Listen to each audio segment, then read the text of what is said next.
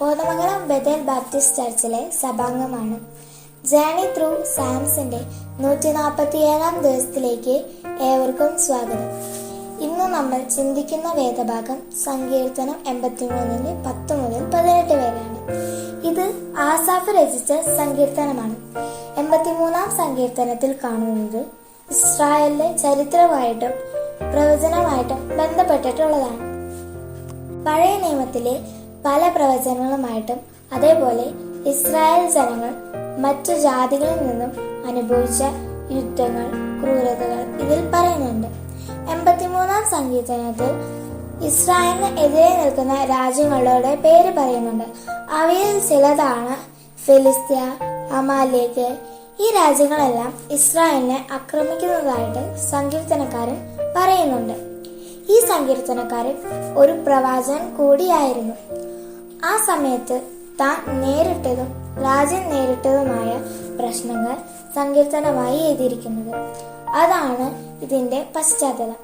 നമുക്ക് ഭാഗത്തിലോട്ട് വരാം. പ്രധാനമായി 3 വാക്യങ്ങളാണ് നമ്മൾ ചിന്തിക്കുന്നത്. അതിലെ 12-ാം വാക്യം നമുക്ക് ആദ്യമായി ചിന്തിക്കാം.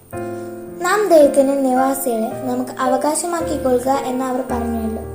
ഈ വാക്യത്തിൽ സങ്കീർത്തനക്കാരൻ താൻ കണ്ടതും അനുഭവിച്ചമായ കാര്യങ്ങളാണ് സാക്ഷീകരിക്കുന്നത്. ശത്രുക്കൾ പലരും ഇസ്രായേലിനെ വളഞ്ഞുകൊണ്ട് തങ്ങളെ നശിപ്പിക്കാനായി അവർക്ക് ചുറ്റും പാളയമിറങ്ങിയപ്പോൾ ശത്രുക്കൾ സ്വയം അഹങ്കരിക്കുകയും അവർ ഇസ്രായേലിനെതിരെ ജയം നേടുമെന്ന് നിരൂപിച്ചു. എന്നാൽ ദൈവം അവരെ രക്ഷിച്ചു കൊണ്ടിരുന്നു. താൻ സ്നേഹിക്കുന്ന തന്റെ ജനമായ ഇസ്രായേലിനെ ശത്രുക്കൾക്ക് ഏൽപ്പിക്കാതെ അവരെ രക്ഷിച്ചു. അതാണ് നമ്മൾ 12-ാം വാക്യത്തിൽ കാണുന്നത്. ഇനി 16-ാം വാക്യത്തിലോട്ട് പോകാം. യഹോവേ, അവർ തിരുനാമത്തെ അന്വേഷിക്കേണ്ടതിനു നീ അവരുടെ മുഖത്തെ ലജ്ജാപൂർണമാക്കണമോ. 13 മുതലുള്ള വാക്യങ്ങളിൽ സങ്കീർത്തനക്കാരന്റെ പ്രാർത്ഥനയാണ് കാണുന്നത്. എന്നാൽ 16-ാം വാക്യത്തിൽ എടുത്തു ചിന്തിക്കുമ്പോൾ തങ്ങളുടെ ശത്രുക്കളും വെറും നാശത്തിനോ സ്വന്തം രക്ഷയ്ക്കോ മാത്രമല്ല, മറിച്ച് ആ ശത്രുക്കൾ തങ്ങളുടെ ദൈവത്തിനു മുഖത്തേക്ക് നോക്കണമെന്നും തങ്ങളുടെ വലിയവനായ ദൈവത്തെ ശത്രുക്കളും തിരിച്ചറിയണമെന്ന് സങ്കീർത്തനക്കാരൻ ഇവിടെ ആഗ്രഹിക്കുന്നുണ്ട്. അതാണ് 16-ാം വാക്യത്തിൽ നിന്നും നമുക്ക് മനസ്സിലാവുന്നത്. ഇനി 18-ാം വാക്യത്തിലോട്ട് പോവുകയാണ്. അങ്ങനെ അവർ യഹോവ എന്ന നാമമുള്ള നീ മാത്രം സർവഭൂമിയും മീതെ അത്യുന്നതനെന്ന് അറിയും. 18-ാം വാക്യത്തിൽ ഇസ്രായേലിലെ ദൈവത്തിന്റെ മഹത്വവും വീരപ്രവൃത്തിയുമല്ല സകല ജാതികളും അറിയണമെന്ന് എഴുത്തുകാരൻ ആഗ്രഹിക്കുന്നു. ഞങ്ങളുടെ ദൈവത്തിന്റെ നാമം മാത്രം സർവഭൂമിയും മീതെ അത്യുന്നതനെന്ന് വിളിക്കപ്പെടാൻ ആഗ്രഹിക്കുന്നു. പ്രിയ ദൈവമക്കളെ, നാം ഇത്രയും നേരം സങ്കീർത്തനം 83 ചിന്തിച്ചപ്പോൾ ഇസ്രായേൽ മക്കളെ ദൈവം അവരുടെ ശത്രുവിൽ നിന്ന് വിടുവിക്കുന്നത് നാം കണ്ടു.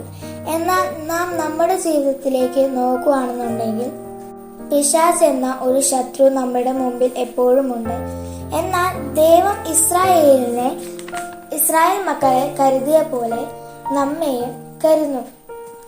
അതേപോലെ 16-ാം വാക്യത്തിൽ വായിക്കുമ്പോൾ സങ്കീർത്തനക്കാരൻ അവരുടെ ശത്രുക്കൾ ദൈവത്തെ അറിയണമെന്ന് ആഗ്രഹിക്കുകയും പ്രാർത്ഥിക്കുകയും ചെയ്യുന്നു. അതേപോലെ നാമും നമ്മുടെ ശത്രുക്കൾ ദൈവത്തെ അറിയുവാൻ വേണ്ടി പ്രാർത്ഥിക്കണം. അങ്ങനെ 18-ാം വാക്യത്തിലേക്ക് സങ്കീർത്തനക്കാരൻ പറയുന്ന പോലെ നമ്മുടെ ദൈവം അത്യുന്നതൻ ആണ് എന്ന് സർവഭൂമിയും അറിയുവാൻ ഇടയാകട്ടെ. അതിനു വേണ്ടി നമുക്ക് പ്രാർത്ഥിക്കാം. ദൈവനാമം വാഴ്ത്തപ്പെടുമാറാകട്ടെ. ആമേൻ.